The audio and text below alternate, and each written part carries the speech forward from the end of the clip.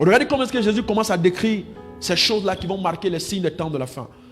Matthieu 24, verset 4. Jésus leur répondit, prenez garde que personne ne vous séduise. C'est la première chose que le Seigneur signale parmi les signes qui précèdent son avènement. La séduction spirituelle. Donc si Jésus parle de la séduction, ça veut dire que l'esprit qui sera en vogue, ou cette principauté qui va manipuler les nations, qui va établir son quartier général dans les nations, dans le but de détruire les vies, de détruire des communautés, de détruire des foyers, détruire des familles. C'est cet esprit-là, l'esprit des eaux. Allons au commencement. Apocalypse 12, verset 7. Suis-moi très bien. Il y eut guerre dans le ciel, Michel et ses anges combattirent contre le dragon, et le dragon et ses anges combattirent. Mais il ne fut pas le plus fort, et leur place ne fut plus trouvée dans le ciel. Il fut précipité. Le dragon, le serpent ancien appelé le diable et Satan, celui qui séduit toute la terre. Il fut précipité sur la terre, et ses anges furent précipités avec lui. La séduction est une arme terrible que le diable a en sa possession. Et le diable s'appuie sur l'un de ses lieutenants appelé la sirène des eaux. Je me rappelle quand j'étais au Congo, la semaine passée, le pasteur m'a dit là-bas également, la sirène des eaux, on l'appelle Mami Wata. C'est le même nom qui est donné parce que dans chaque région, dans chaque nation, souvent c'est le même esprit, mais il y a un nom différent. Alléluia. Il dit également là-bas, on l'appelle Mami Wata. Vous comprenez? La Bible déclare qu'il va séduire toute la terre. Ça veut dire que la séduction est une arme que le diable a en sa possession dans le seul but de détruire et de miner des vies. Dans ce texte, la Bible déclare que quand il y a eu guerre dans le ciel, un tiers des anges se sont retrouvés avec Lucifer, qui est devenu le diable. Ils ont été précipités. Quand ils ont été précipités, la plus grande armée de Satan s'est retrouvée dans les eaux. Je vous ai déjà démontré ça. La terre est recouverte à près de 70% des eaux. Il y a 30% seulement de terre ferme. Donc la majorité des esprits qui exercent un contrôle, une influence sur les peuples, sur les nations, sur les continents, ce sont des esprits qui se retrouvent dans les eaux. Apocalypse chapitre 13 verset 1.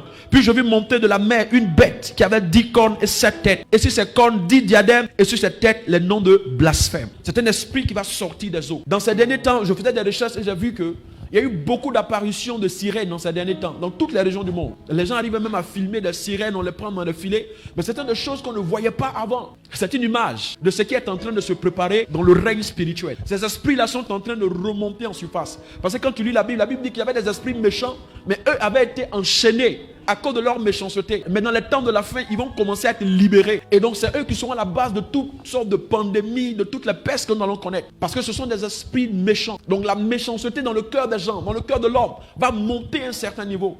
On va assister à des atrocités, à des choses ignobles. Donc l'esprit des eaux est un esprit qui travaille par la séduction et par l'immoralité.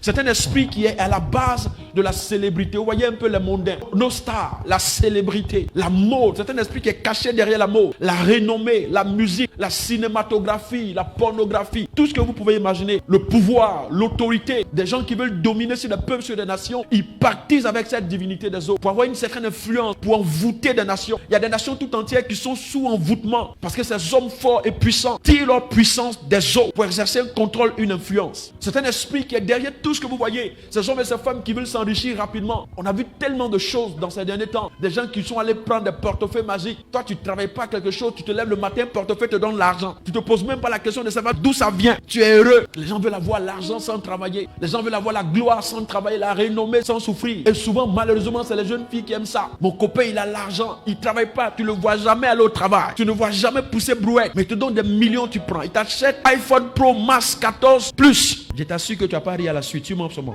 Alléluia. Donc les puissances maléfiques qui vont secouer la terre dans les temps de la fin, ce sont des esprits qui viennent des eaux. Regardez ce que Jésus dit. La Bible dit, ils séduiront beaucoup de gens. Beaucoup de gens seront séduits. Ça fait peur. J'ai cherché la définition de beaucoup. Beaucoup signifie beaucoup. Oui, beaucoup seront séduits. Pourquoi? Parce qu'ils ont le cœur déjà disposé. Ils ont le cœur disposé pour la séduction. Les gens vont tomber dans la séduction sans savoir qu'ils sont tombés dans la séduction. C'est ça le piège de la séduction. Tu es dans le faux sans savoir que tu es dans le faux. Tu es dans l'erreur sans savoir que tu es dans l'erreur. Tu n'es plus là. Tout le monde voit que tu n'es plus là. Toi seul, tu es convaincu que tu es là.